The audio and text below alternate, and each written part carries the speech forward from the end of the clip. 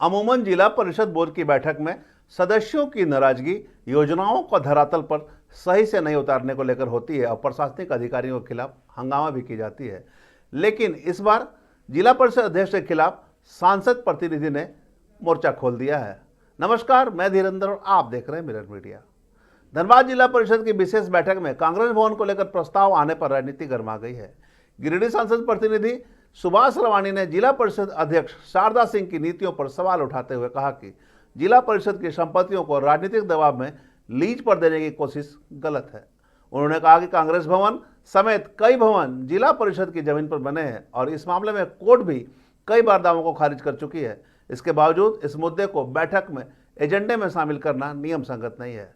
सुभाष रवानी ने कहा कि जिला परिषद की संपत्तियों की रक्षा करना बोर्ड और पदाधिकारियों की जिम्मेवारी है, लेकिन इसके उलट अवैध कब्जे को वैधता देने का प्रयास किया जा रहा है। उन्होंने कहा कि अगर कोई राजनीतिक दल भवन बनाना चाहता है तो नियम के तहत जमीन खरीद कर निर्माण करे, न कि सरकारी जमीन पर कब्जा करे। वहीं जिला परिषद बोर्ड की बैठक में सदस्यों द्वारा सांसद प्रतिनिधि द्वारा क्षेत्र में शिलान्यास कार्यक्रम में शामिल होने के आरोप लगाए गए, जिस पर सुभाष रवानी ने स्पष्ट किया वे सिर्फ जिला परिषद उपाध्यक्ष प्रतिनिधि ही नहीं बल्कि गिरिडीह सांसद प्रतिनिधि भी हैं और सांसद प्रतिनिधि के तौर पर कार्यक्रमों में शामिल होते हैं। इसे लेकर एक पत्र भी जारी किया गया है जिसकी प्रतिलिपि सभी अधिकारियों को दी गई है। उन्होंने कहा कि धनबाद, सिंदरी, निरसा और झरिया जैसे क्षेत्रों में उन्होंने कभी भी हस्तक्षेप नहीं किया क्योंकि वे उनके कार्य क्षेत्र से बाहर है। सुभाष रवानी ने कहा कि वर्षों से जिला परिषद की जमीन पर कब्जा रहने के कारण परिषद को भारी राजस्व का नुकसान हुआ है। जनता चाहती है कि जिला परिषद की संपत्तियों को अतिक्रमण मुक्त कराया जाए और जनहित में इसका उपयोग हो।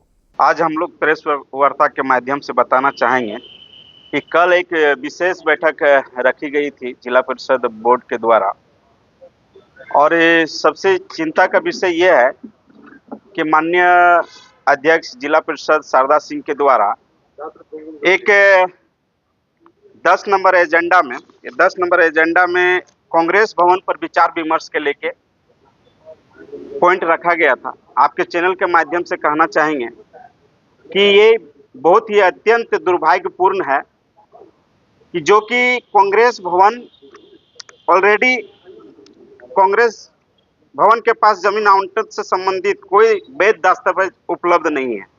कांग्रेस को इस मामले में माननीय उच्च न्यायालय से कोई आदेश प्राप्त नहीं हुआ है। कांग्रेस अतिक्रमण मामले में भी हार चुकी है। राज्य सरकार भी 3 बार कांग्रेस के आवंटन प्रस्ताव को अस्वीकृत कर चुकी है। उसके बावजूद भी अध्यक्ष के द्वारा एजेंडा में लाना ये साफ दर्शाता है कि जिला परिषद को दिग्भ्रमित करने का प्रयास किया जा रहा है। हम आपके चैनल के माध्यम से कहना चाहेंगे, चूंकि जिला परिषद का सदस्य के रूप में माननीय सांसद चंद्र प्रकाश चौधरी जी भी हैं और उनके प्रतिनिधि के रूप में मेरा जानना कहना है कि अवैध आवंटन से संबंधित एसीबी से भी निलंबित है। अभी अब तक एसीबी की ओर से किसी प्रकार का एनओसी प्राप्त नहीं है। उसके बावजूद भी एनओसी प्राप्त अभी तक नहीं हुआ है। एसीबी में निलंबित है। अभी कांग्रेस भवन का जो मामला है एसीबी में भी निलंबित है। अभी एसीबी में भी निलंबित है। उसके बावजूद भी अभी एजेंडा में लाया गया।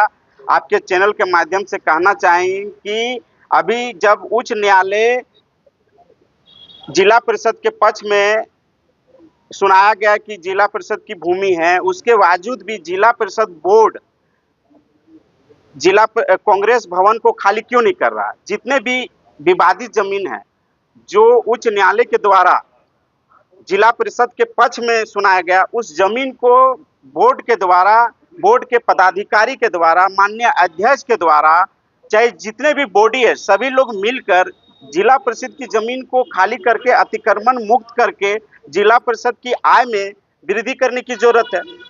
तभी जाके जिला परिषद की आय में बढ़ोतरी होगी और आम जन का फायदा भी मिलेगा। चूंकि यहाँ पे अभी सरकार भी है, सरकार का एक अंग भी है कांग्रेस पार्टी। वो चाहेगी तो वो जमीन खरीद कर अपने ऑफिस बना सकता है, मगर ये जिला परिषद की जमीन में ही ध्यान लगा के बैठे हुए हैं। हम आपके चैनल के माध्यम से कहना चाहेंगे, यदि जिला परिषद की जमीन पे इस तरह के कोई पार्टी विशेष लेना चाहती है तो इस तरह से जिला परिषद विवाद में घिरे दिखेंगे। क्योंकि यहाँ पे अनेकों पार्टी लोग हैं, भाजपा है, आजसू है, जेएमएम है, जेएलकेएम है, कई पार्टी यहाँ पे लोग यहाँ पे सक्रिय है धनबाद जिला में। तो आपके चैनल के माध्यम से कहेंगे कि यदि कांग्रेस के पार्टी के आला कमान चाहते हैं कि जिला परिषद की जमीन में आवास ऑफिस बनाए और इसको कोर्ट जब खारिज कर दिया उसके बावजूद भी जिला परिषद अध्यक्ष के द्वारा इस तरह के एजेंडा को लाना ये बहुत ही मतलब दिग्भ्रमित करने की चीज है।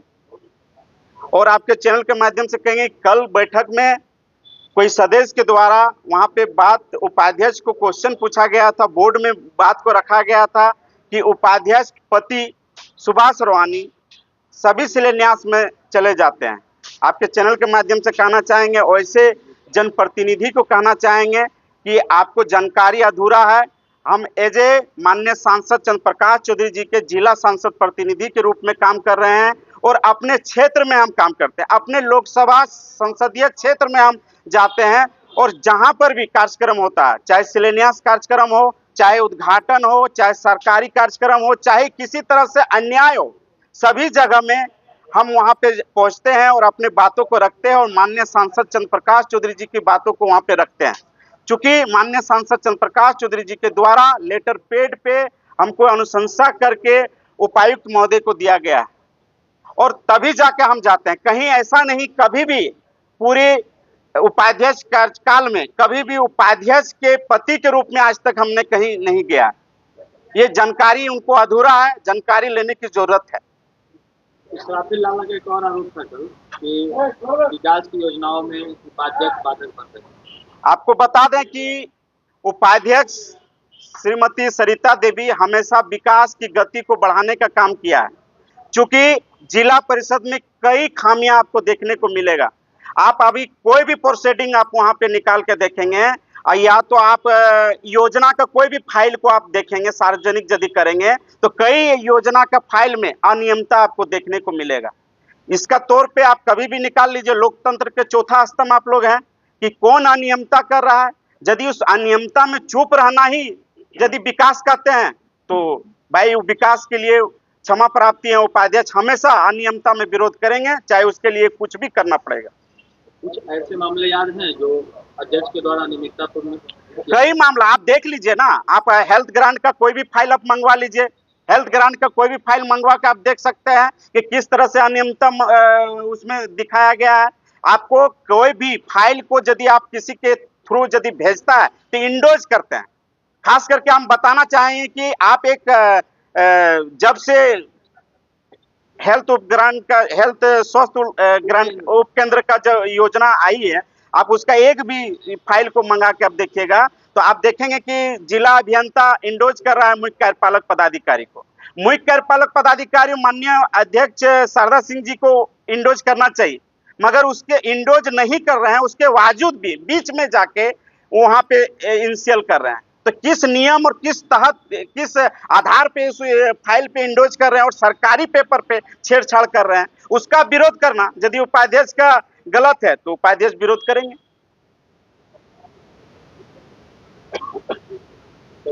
इसलिए आप चैनल के माध्यम से कहना चाहेंगे वैसे जनप्रतिनिधि जो आरोप हम पर लगाते हैं पहले तथ्य को जानकारी रखें तभी जाके अपने बातों को रखें, अन्यथा इस तरह का यदि आप बात रखेंगे तो आप पे मानहानि का केस करेंगे। हालांकि पूरे मामले पर जिला परिषद अध्यक्ष शारदा सिंह से वार्ता नहीं हुई है, लेकिन जिस तरह से सुभाष रवानी सांसद प्रतिनिधि ने आरोप लगाए हैं, ऐसे में जिला परिषद अध्यक्ष का रुख क्या होता है यह देखना होगा। साथ ही लीज पर देने की जो बातें सामने आ रही है उसमें किस प्रकार की स्थिति स्पष्ट होती है यह भी देखना होगा।